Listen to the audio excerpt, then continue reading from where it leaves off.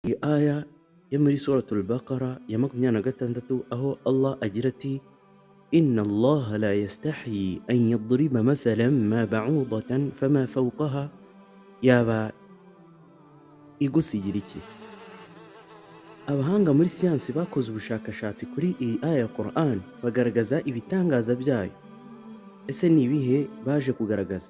Nkurikira nawe ubashe kwiyumvira ibitangaza n'ubuhambare bwa Allah, bityo njye nawe dutekereze ubuhanga n'ubuhambare bwa Allah, we waremye ibiremwa nk'ibi, bidusigire kurushaho kumutinya ndetse no kumugandukira.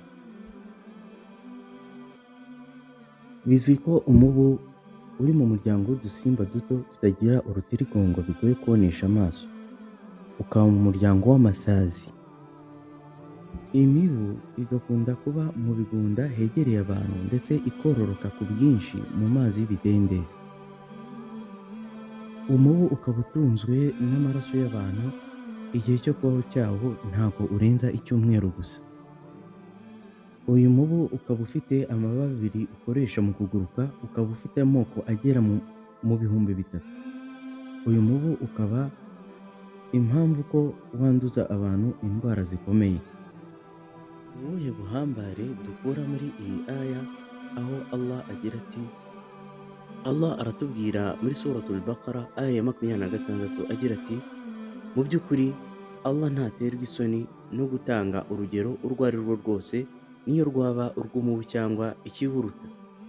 Ariko kuri ba bandi bemeye bamenya ko ari ukuri guturutse kwa Nyagasani wabo, mu gihe abahakanye bavuga bati Allah yari agamije iki mu gutanga uru rugero? Aruyobesha benshi abarekera mu buyobe bari bahisemo, ndetse akanaruyoboresha benshi, kandi nta bandi aruyobesha uretse inkozi z'ibibi gusa. Ibn Abbas aratubwira ati, igihe Allah yagaragazaga intege nke z'ibigirwamana by'abahakanyi muri suratul Hajj agira ati, Allah aratubwira muri suratul Hajj aya ya 73 agira ati, wa in yaslubehumu dhubabu shay'a la yastanqidhuhu min, bivuze kandi niyo isazi yagira icyo ibyambura ntibyashobora kucyisubiza. Akongera akagaragaza intege nkeya nanone z'ibyo bigirwamana, akazigereranya n'inzu y'igitagangurirwa. Abavangikanyamana barateranye bati, ariko ntiwabonye Quran yamanuriwe Muhammad atubwira ku sazi, anatubwira ku gitagangurirwa, yabaga ashatse kutubwira iki?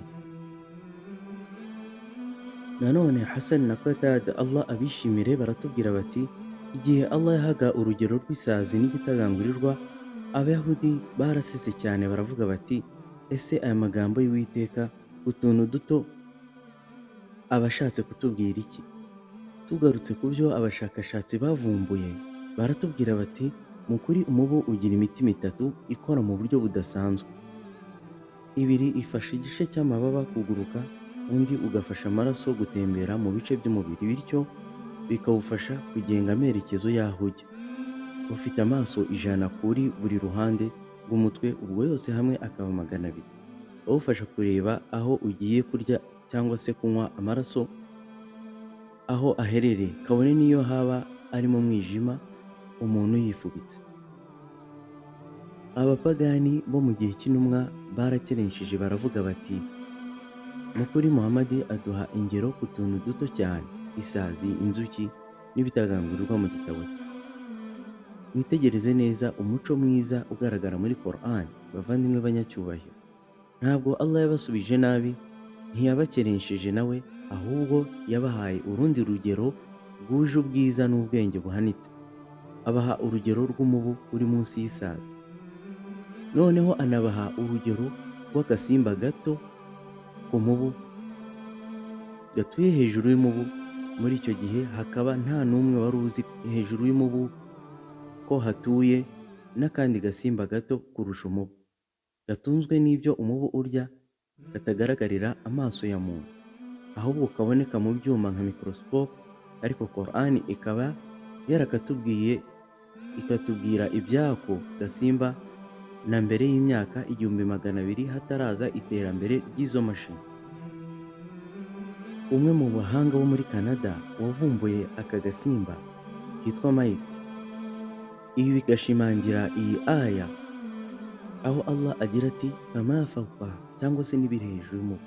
Bigaragara ko hejuru y'umubu ahubwo haba n'ikindi kinyabuzima gito kurusha umubu. Ibi bigenda bivumburwa uko imyaka igenda ishira n'iterambere ryiyongera, mu gihe Allah we yabigaragaje mbere y'imyaka 1400 kugeza magingo aya. Subhanallah, umaze kumva ubuhambare bw'aka karemwa gato n'uburyo karemetswe, utaniyibagije ko uyu mubu ari wo uba impamvu y'uko abantu batabaruka bapfa mu bice bya Afurika bishwe n'indwara ziterwa n'uyu mubu. Kudatekereza ubuhambare bw'uwakuremye byaba ari uguhinyura.